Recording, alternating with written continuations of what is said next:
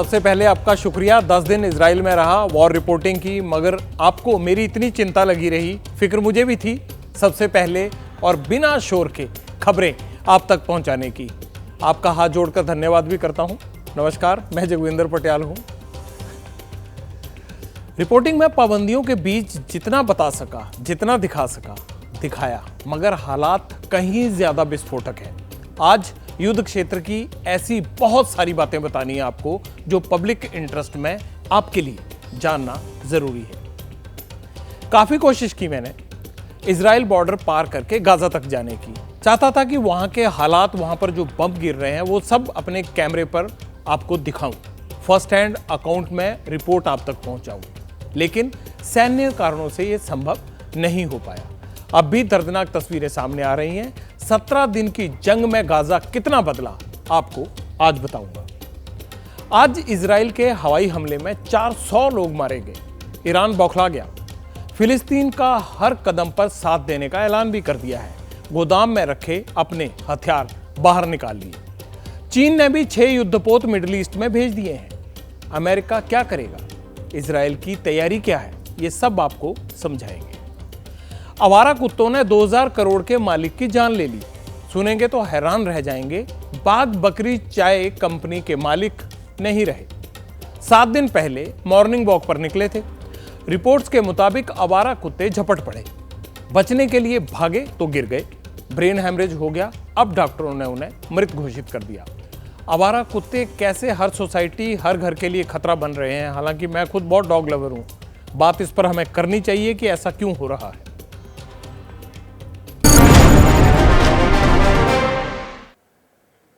चलिए अब अपने स्टूडियो से आपको इजराइल की खबरें बताते हैं।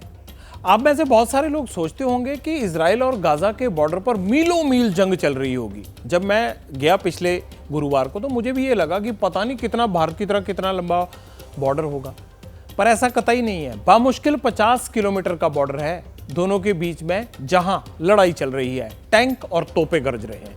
अब ये हम आपको शानदार तरीके से एलईडी से बताते हैं ताकि एकदम साफ हो जाए।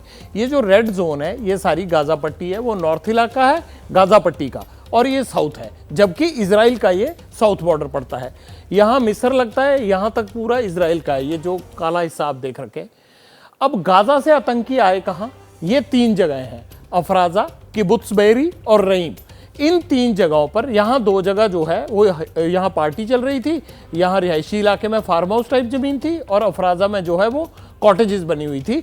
यहाँ घुस के गाजा वाले इलाके से यहाँ 7 अक्टूबर को हमला किया गया। इन 3 जगह पर बहुत ज्यादा कैजुअलिटी, और इन तीनों जगह पर मैं गया और एक एक चीज अपनी आंख से देखी। अंदर किस तरह से हंसते खेलते परिवारों को, वहां छुट्टी वीकेंड मनाने गए लोगों को मारा गया, क्योंकि सामने गाजा का बॉर्डर था इन तीनों इलाकों में। अब जो ये इरेज क्रॉसिंग आप देख रहे हैं ऊपर, ये इजराइल का दक्षिण बॉर्डर पड़ता है। यहां पर सबसे ज्यादा सेना का जमावड़ा है। मैंने 5 मील तक कम से कम टैंक ही टैंक, आर्टिलरीज और तमाम गन्स लगी हुई देखी, और इस इलाके को नो मैन लैंड बना रखा है इजरायली सेना ने। अगर ग्राउंड से अटैक करना होगा या अंदर गाजा में घुसना होगा तो ये इरेज क्रॉसिंग जो है, यही बॉर्डर सबसे जो है सटीक इजरायली सेना का गढ़ रहेगा। यहां से एंटर करेंगे। सिद्रोत वो इलाका है जहां अक्सर सारा दिन मेरा सिद्रोत में ही गुजरता था। ये गाजा के बिल्कुल नजदीक है, छोटा शहर था। यहां पर आतंकी आए और उन्होंने एक पुलिस स्टेशन पर कब्जा कर लिया। 20 घंटे तक गन बैटल हुई, उसमें 25 पुलिसकर्मी मारे गए और 10 आतंकियों को फिर मारा गया, और उन्होंने आम लोगों को भी वहां सड़कों पर जाते हुए फायरिंग की। अब ये रफा क्रॉसिंग है, इरेज क्रॉसिंग और रफा क्रॉसिंग। मेनली आप ये 2 इलाके देख लीजिए, एक यहां से यहां तक, ये इन दोनों के बीच में जो फासला दिख रहा है, इसी में 50-1 किलोमीटर में पूरी जंग चल रही है। और मैं आपको बता दूं कि मैं तो कई बार गाड़ी से जो है ना 2 तो 3 बार घूम जाता था। जब घुसने की जगह नहीं मिलती थी आगे जाने की, तो सड़कें बदल बदल कर तो 2 3 बार घुस जाता था इस पूरे इलाके में। अब यहां से लेकर यहां तक, इस पूरे यहां पर इलाके में इजरायली आर्मी लगी हुई है। 10 दिन कोई कम नहीं होते, खासकर जब आप युद्ध भूमि में हो।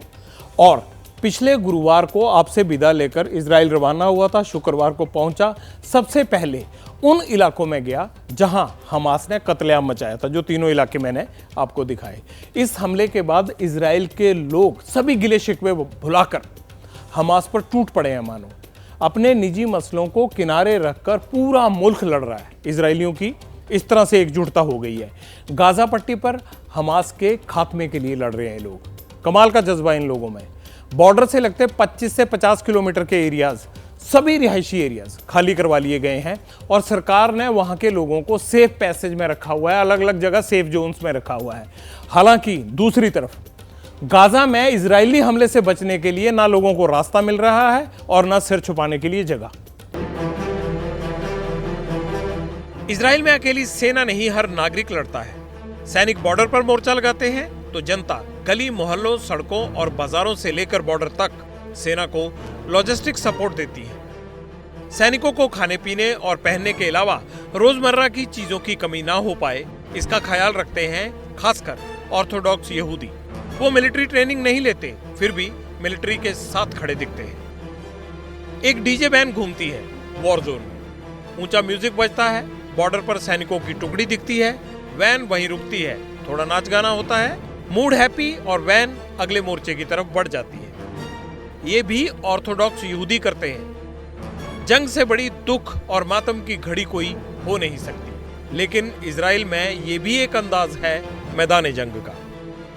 हमास के हमले के बाद गली, मोड़, चौराहे, बाजार और शॉपिंग सेंटर में कम उम्र के लड़के लड़कियां हथियार उठाए पहरा देते मिलते हैं। असल में ये रिजर्व फोर्सेस हैं जो मुश्किल घड़ी में देश सेवा को समर्पित है।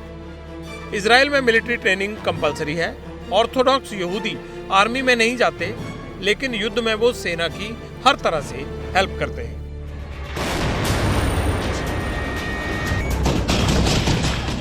वो 20 सेकंड। इजराइल में हवाई हमले के चंद सेकंड पहले इसका पता चल जाता है। अलार्म बजता है, अनाउंसमेंट होती है, तब तक आपको सेफ हाउस में पहुंचना होता है। सायरन बजने के बाद सेफ हाउस तक पहुंचने के लिए 15-20 सेकंड का समय मिलता है। उसके बाद धमाकों की आवाज कानों में पड़ती है। तकनीक के क्षेत्र में इजराइल बहुत आगे है। वो उन सुरक्षा उपकरणों का इस्तेमाल कर रहा है जो रॉकेट या हवाई हमले होने की स्थिति में नागरिकों को पहले अलर्ट कर देता है, ताकि कोई जानी नुकसान ना हो। घर हो, बाजार हो, शॉपिंग सेंटर हो या फिर बस स्टॉप, ट्रेन स्टॉप या कोई दूसरा सरकारी दफ्तर, कंक्रीट का सेफ हाउस बनाना सब जगह अनिवार्य है। कंस्ट्रक्शन प्लान का हिस्सा है, ताकि कोई बेगुनाह रॉकेट की भेंट ना चढ़े। हमास के रॉकेट हमले इजरायली नागरिकों के जीवन का हिस्सा है। बुजुर्गों और बच्चों को रात को सेफ हाउस में सोने की व्यवस्था रहती है, ताकि रात में दिक्कत ना आए।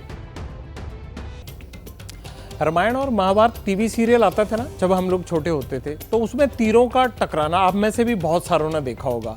2 तीर धनुष से छूटते थे, आसमान में टकराते थे और आसमान में जिसका तीर ताकतवर होता था, दूसरे का उसकी शक्ति के आगे तीर नष्ट हो जाता था।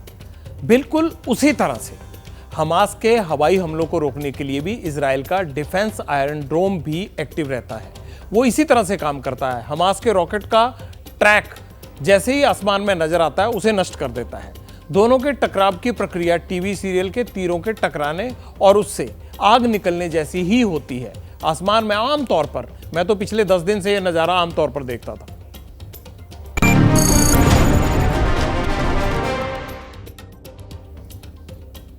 पिछले 17 दिनों में गाजा पट्टी पर कितना गोला बारूद बरस चुका है, इसका अंदाजा लगाना मुश्किल है, पर जानकार कहते हैं इसकी तादाद लगभग उतनी ही है जितना 20 साल में अफगानिस्तान की जंग में अमेरिका इस्तेमाल कर चुका है।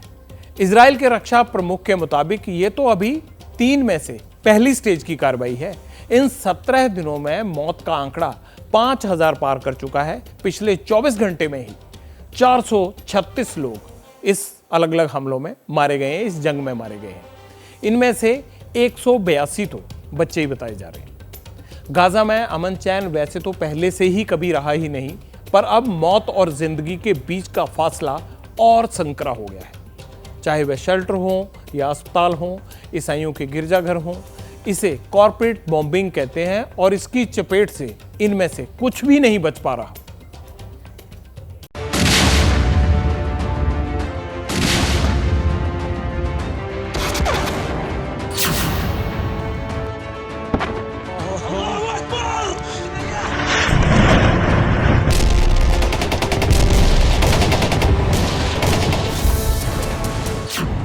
7 अक्टूबर दिन शनिवार का गाजा पट्टी के लोगों के लिए एक और आम दिन था और रोजमर्रा की जिंदगी। 23 लाख लोग अपनी गुजर बसर की फिक्र में लगे हुए, बच्चे खेलते हुए, बाजार लगे हुए थे, पर रात होते होते सब कुछ बदल गया।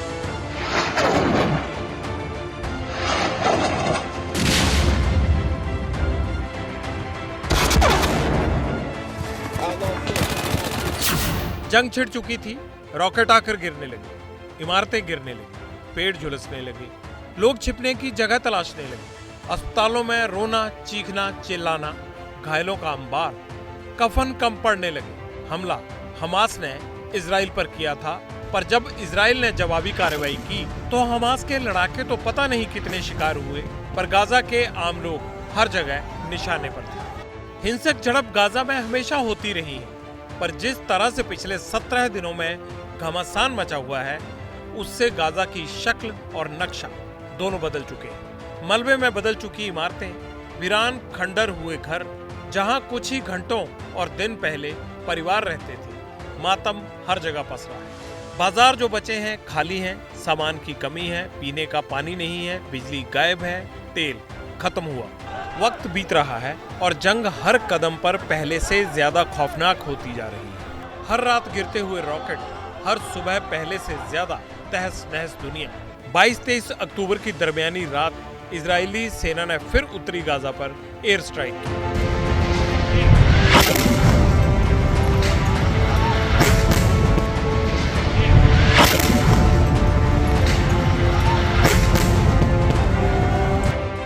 300 जगह को टारगेट किया गया। बम जबालिया रिफ्यूजी कैंप पर भी फटे। उत्तरी गाजा में इजरायली सेना हमास के ठिकानों को टारगेट कर रही है। हवाई हमला कितना जबरदस्त था, उसकी तस्वीर भी आई, जो बहुत डरावनी है। 17 दिन में गाजा क्या कुछ खो चुका है। 5000 से ज्यादा लोगों की मौत हो चुकी है। पिछले 24 घंटे में ही 500 के करीब लोग मारे गए, जिसमें 182 से ज्यादा बच्चे शामिल हैं। 14,000 से ज्यादा जख्मी हुए, इनमें 2,000 बच्चे और 1,500 महिलाएं हैं। 17 दिन की लड़ाई में 1,69,200 घर तबाह हुए। 16,000 से ज्यादा घरों का नामो निशान नहीं बचा। युद्ध में 206 स्कूलों को भी नुकसान हुआ। 29 अस्पताल प्रभावित हुए। गाजा की आबादी 23 लाख है। इसमें से 17 लाख लोग जंग से प्रभावित हैं। इनमें 47% आबादी बच्चों की है। 7 अक्टूबर से लेकर अब तक इजराइल हमास के ठिकानों पर 8,000 से ज्यादा बम बरसा चुका है। ये बमबारी इतनी है जितनी अमेरिका पूरे साल भर में अफगानिस्तान में किया करता था। विध्वंस इसलिए भी डरावना है क्योंकि अफगानिस्तान गाजा पट्टी से 1800 गुना बड़ा है। गाजा की कमर टूट चुकी है। न बिजली है, न पानी है, न राहत की अभी कोई किरण दिख रही है। गाजा ऐसे ही खंडर नहीं बना।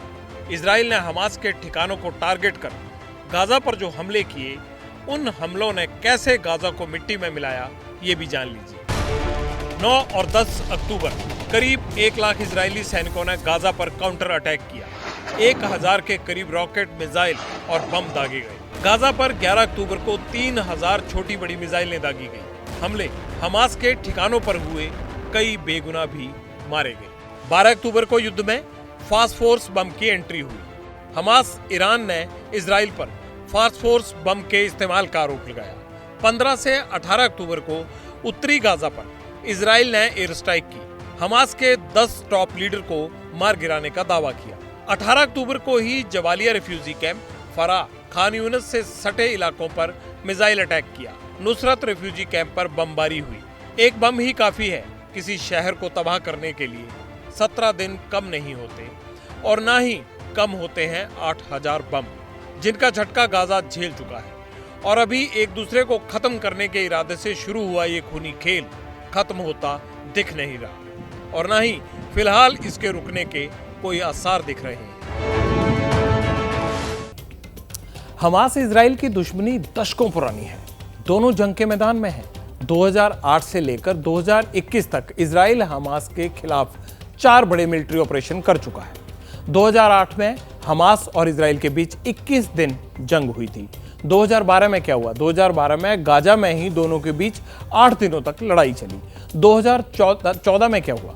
50 दिन और 2021 में 11 दिनों तक इजराइल हमास में टकराव हुआ था। गाजा पर विवाद 1948 के बाद से ही रहा है। गाजा की जियोग्राफी को देखें तो उत्तरी गाजा की कुल आबादी 4,30,000 है। दूसरा पॉइंट गाजा सिटी है, जहां 7,31,000 लोग रहते हैं। तीसरा पॉइंट क्या है? तीसरा है दायर इल बलाह, यहां पर 3,10,000 लोग रहते हैं। चौथा पॉइंट है खान यूनिस, इसकी कुल आबादी 4,26,000 है। और मिस्र से सटे रफा इलाके की कुल आबादी 2,67,000 है। ये सबको मिला दे तो कुल आबादी गाजा की बन जाती है। यानी राफा से लेकर नॉर्थ गाजा तक हर जगह जान खतरे में है, क्योंकि ये इलाका जंग में सबसे ज्यादा प्रभावित है।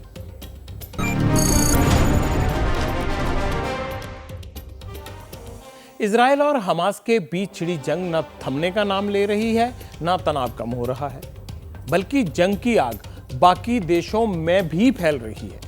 चाहे ईरान हो, रूस हो या फिर चीन, सब इजराइल के बहाने अमेरिका से हिसाब पूरा करने के चाह में है। लेबनान में डेरा डाले हुए हिजबुल्लाह के साथ साथ गाजा के हमास को भी ईरान की शय मिली हुई है और ईरान खुलकर फिलिस्तीन के पक्ष में ताल ठोक रहा है।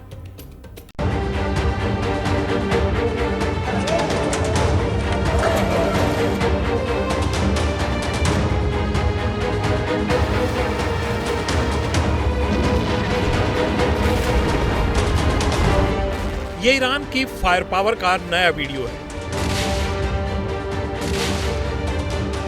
पहले ईरान ने अपनी सुरंगों को दिखाया था और अब अपने करार ड्रोन्स का दम दिखाया है।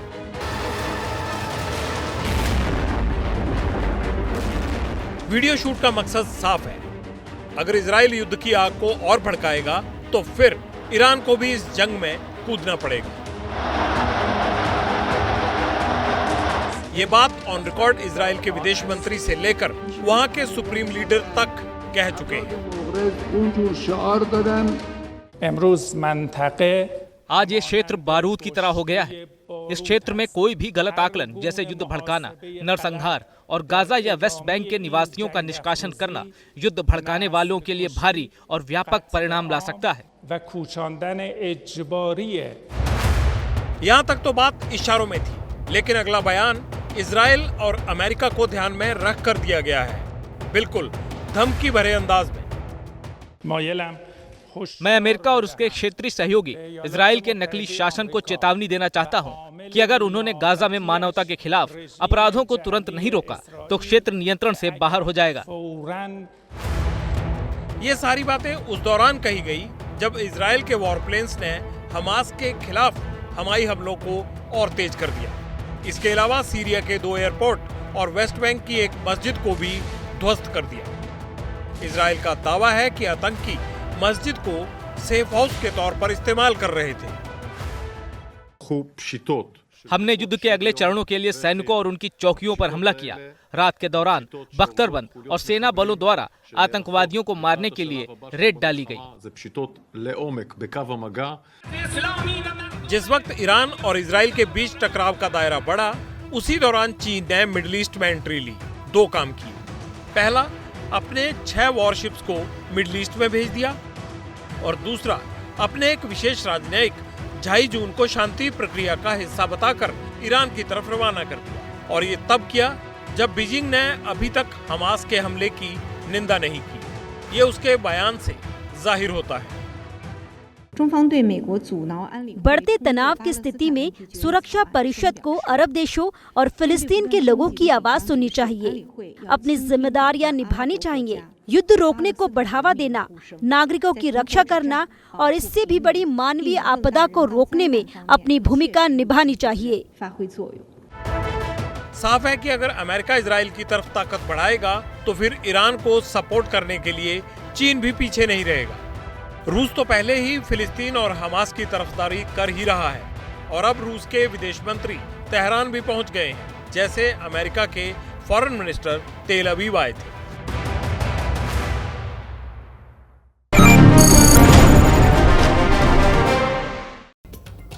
अगर हमास ने इजराइल पर हमला ना बोला होता तो मिडिल ईस्ट का सबसे बड़ा प्लेयर सऊदी अरब इजराइल के साथ समझौता करने की तरफ एक कदम और आगे बढ़ा चुका होता।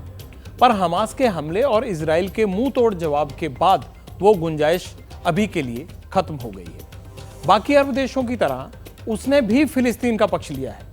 एक तरफ सऊदी अरब रक्षा और बिजनेस के लिए बहुत हद तक अमेरिका पर निर्भर है और उसने ईरान समर्थक आतंकी गुट, चाहे वह हमास हो या फिर हिजबुल्ला या हूती हो, से हमेशा दूरी बनाकर रखी है। पर अब गाजा की जंग के बाद हालात बदल गए हैं। इजराइल के साथ बढ़ती नजदीकियां और समझौते खटाई में चले गए हैं।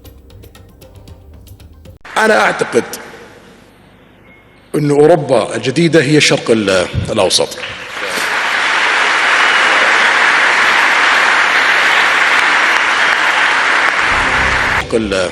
सऊदी के क्राउन प्रिंस मोहम्मद बिन सलमान का सपना है मिडिल ईस्ट को नया यूरोप बनाने का।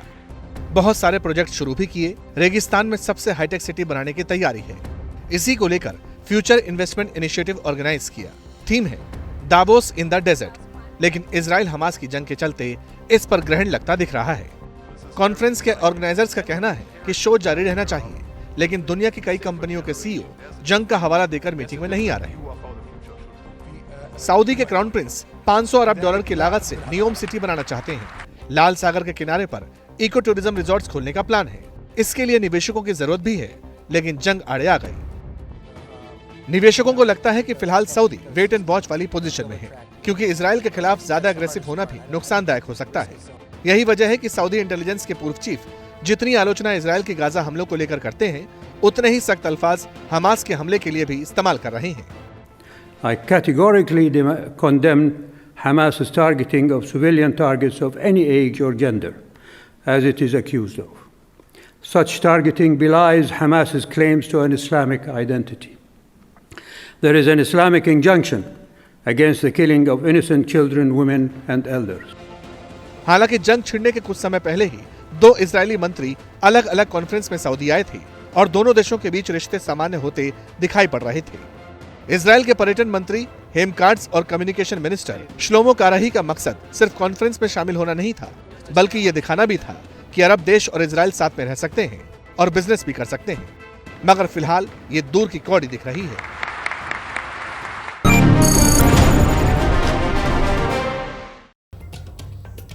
ब्रेक के बाद अब इजराइल की जंग को छोड़कर हम आपकी सेहत की जंग के लिए दिल्ली चलते हैं, जहां पर एक मुसीबत आपकी सेहत के लिए दिखाई दे रही है। सर्दी की आट आते ही दिल्ली का दर्द बढ़ जाता है, प्रदूषण बढ़ता है, वायरल और डेंगू फैलने लगता है। इन्फेक्शन का वक्त और दिल्ली की हवा खराब हो जाती है, और खराब भी इतनी होती है कि खतरनाक स्तर तक।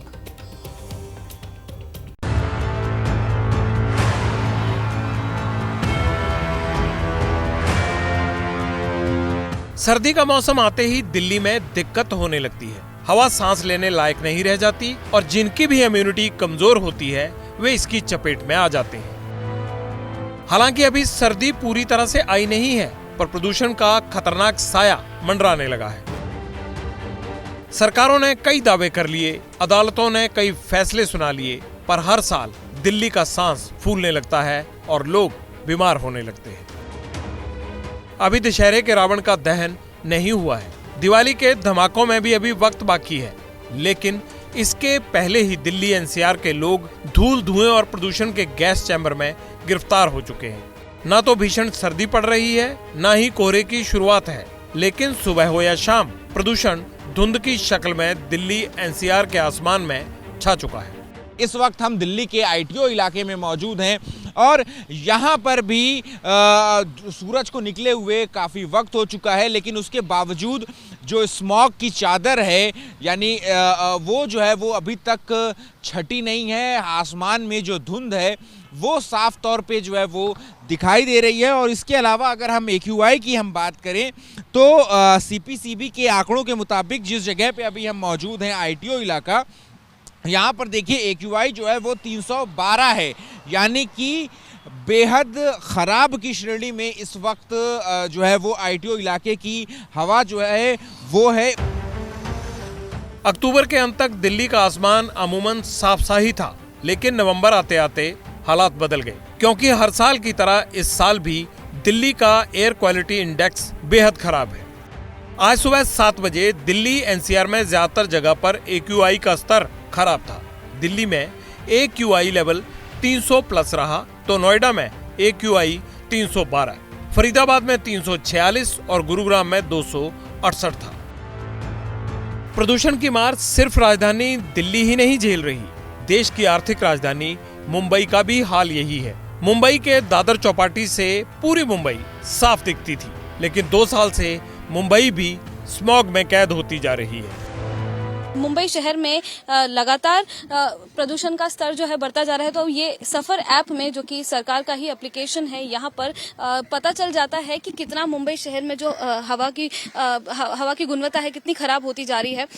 मुंबई शहर में ओवरऑल 132 बताया जा रहा है, लेकिन सबसे अधिक प्रदूषित इलाका जो मुंबई शहर का है वो है माझगांव, जो कि वेरी पुअर इस श्रेणी में आता है। 337 AQI लेवल है। अगर हम BKC की बात करें तो BKC में 162 AQI लेवल है। वर्ली की बात करें तो वर्ली में 140 AQI लेवल है। और ऐसे मुंबई के ऐसे कई सारे इलाके हैं, जैसे कि कोलाबा है, अंधेरी है, चेंबूर है, सभी के सभी ये जो इलाके हैं यहाँ पर मॉडरेट लेवल में हवा की जो गुणवत्ता है खराब बताई जा रही है।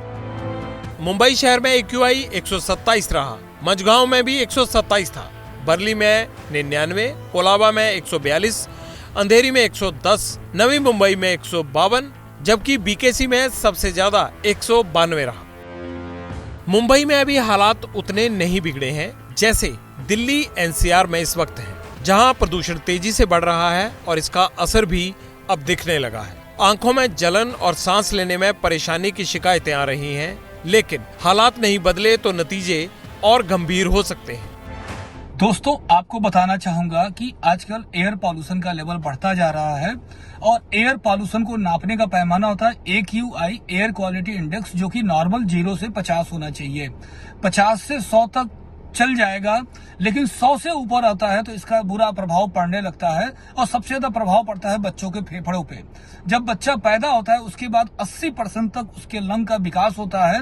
इस दौरान अगर एयर पॉल्यूशन ज्यादा होता है तो उसके फेफड़े ज्यादा अफेक्टेड होते हैं। ये कोई पहली बार नहीं है। दिल्ली NCR में इस मौसम में हर साल प्रदूषण बढ़ता है। हर साल बैठकें भी शुरू हो जाती हैं। अब की बार भी बैठकों का दौर चालू हो चुका है। दिल्ली सरकार के प्रदूषण मंत्री ने एक बड़ी बैठक बुलाई, लेकिन जिन अफसरों पर प्रदूषण नियंत्रण की जिम्मेदारी थी वही इस बैठक में शामिल नहीं हुए। ना तो पर्यावरण विभाग के सेक्रेटरी आए, ना ही दिल्ली के डिविजनल कमिश्नर, और तो और MCD के कमिश्नर भी इस बैठक में नहीं आए। अब आप खुद अंदाजा लगाइए कैसे दिल्ली के हालात सुधरेंगे। बैठक के बाद गोपाल राय ने प्रदूषण से जुड़ी हर वो बात बताई जिसके बारे में सभी लोगों को पहले से पता है। जो सबसे पहला निर्णय लिया गया कि दिल्ली के अंदर 13 हॉट स्पॉट्स हैं, उन 13 जगहों के अलावा अभी जो मॉनिटर किया जा रहा है, कुछ लोकल कारणों की वजह से 8 पॉइंट ऐसे चिन्हित किए गए हैं। उन 13 के अलावा जहां पर एयर क्वालिटी का जो इंडेक्स है आज 300 प्लस गया है। दिल्ली में हर साल सर्दियों की शुरुआत से पहले पाबंदियां लगती हैं ताकि प्रदूषण पर समय से कंट्रोल किया जा सके, लेकिन अक्टूबर-नवंबर का महीना आते आते सब तैयारियों की पोल खुल जाती है। यही इस बार भी हो रहा है।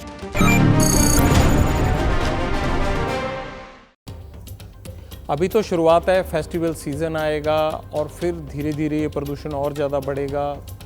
कैसे बचना है हम सबको तय करना है, और जिस की जिम्मेदारी जहाँ जहाँ बनती है, चाहे वो सरकारें हैं चाहे आम आदमी है, हमें इन बड़े शहरों को अपने प्रदूषण से बचाना है, क्योंकि हमें अपनी सेहत को भी बचाना है। और ये दोनों एक साथ जुड़े हुए एक ही सिक्के के दो पहलू हैं। चलिए अब एक आगे दर्दनाक खबर की बात कर लेते हैं।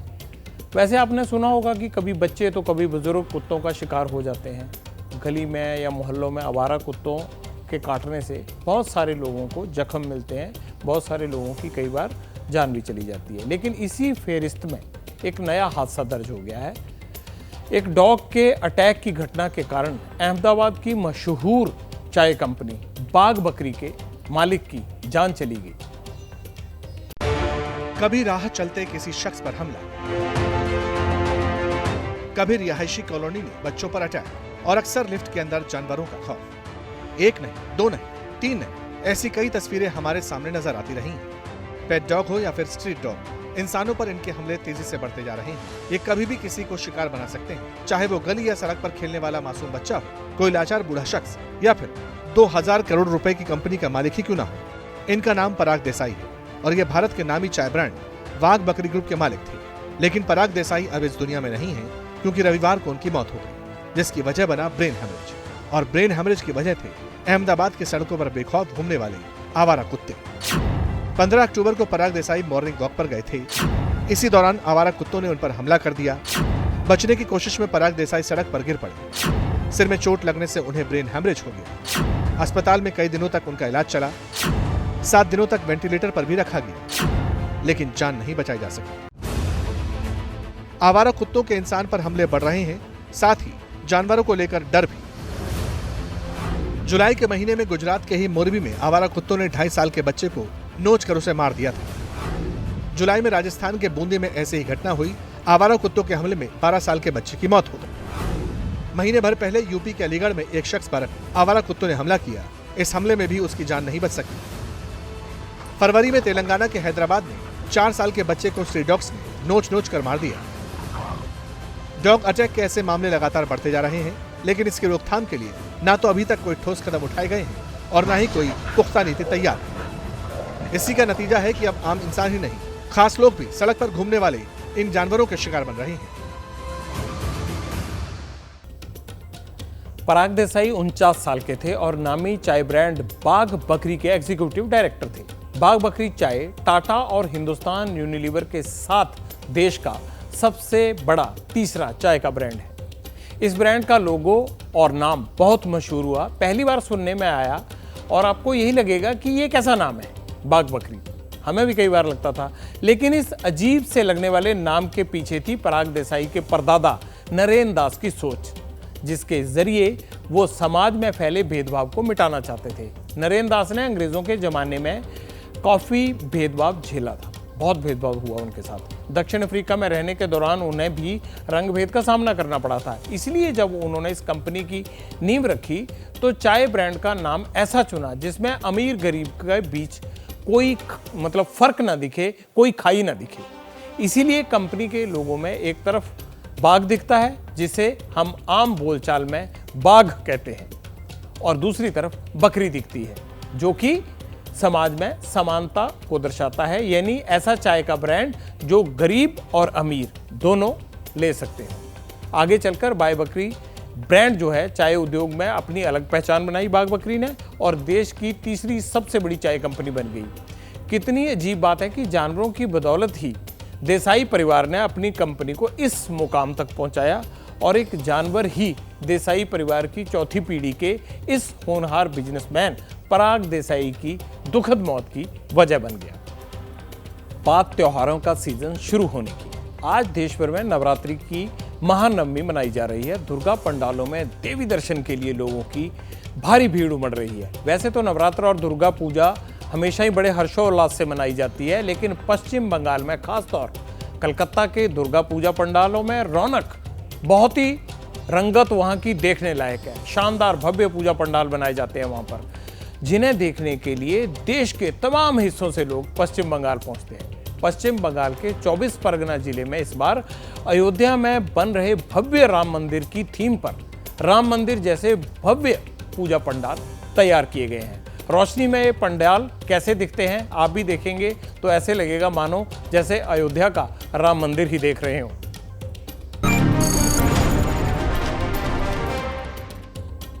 चलिए, रामनवमी के बाद अब बात कर लेते हैं आपके कमेंट्स की। जल्दी से देखते हैं क्या कमेंट्स भेजे हैं आपने हमें। चलिए, ये मोहम्मद रिजवान अहमद क्या लिखते हैं, अब अमेरिका किसी का सुप्रीम नहीं रहा, अब हर कोई सुप्रीम है। अमेरिका के विदेश मंत्री के रहते फास्फोर्स बम गिराया गया, जो बाइडेन के आने से पहले हॉस्पिटल को उड़ा दिया गया। अच्छा रिजवान साहब, आप बड़े चिंतित हैं। संध्या देवी लिखती हैं, बंद करो ये युद्ध में मरते तो बेगुनाह ही हैं। बिल्कुल सही कहा आपने संध्या जी। चलिए, ये कमेंट्स और भी बहुत सारे आते हैं, लेकिन समय की कमी रहती है इसलिए हम दिखा नहीं पाते, पर आपने फीडबैक जरूर देते रहना है। आज का शो आपको कैसे लगा, कैसी लगी आज की खबरें, आपके मतलब का कोई मुद्दा था या नहीं, आपका फीडबैक हमारा मनोबल बढ़ाता है। अब मेरे जाने का वक्त हो गया है। अब आपसे कल रात होगी 9 बजे मुलाकात, लेकिन एबीपी न्यूज पर खबरों का सिलसिला लगातार जारी है। शुभ रात्रि। जैसे ही घड़ी का काटा दोपहर 2:30 पे आए, बबीता जी का दिल सास बहू साजिश के लिए मचल जाए। और ये है इनकी बहू, पूरे दिन ऑफिस की टेंशन हो जाए गॉन जब ये करें अपना फेवरेट शो फ्री टाइम पे ऑन।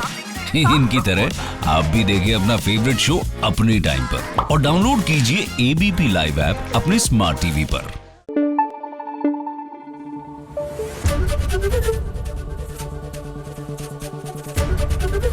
एबीपी न्यूज आपको रखे आगे।